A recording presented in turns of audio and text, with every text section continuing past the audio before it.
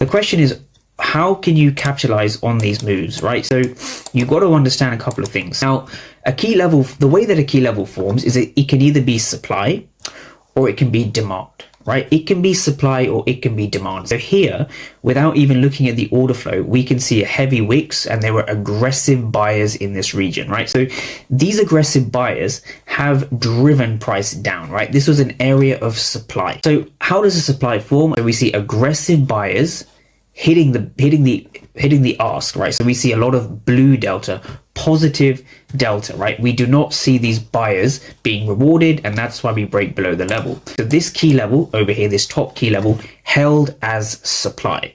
And the reason it held as supply is because, as you can see, there's a lot of aggressive buyers sitting over here. So we break below the zone, we have aggressive buyers failing, which actually means the buyers have been trapped, right? The buyers have been absorbed. Who have they been absorbed by? So the way that any supply works, right? The way that any supply works is you have a lot of aggressive buyers at the top of the zone, but the market is continuing to give lower lows, right? The market is continuing to break lower despite having aggressive buyers over here. So what this shows us is that supply was in control because these aggressive market buyers failed.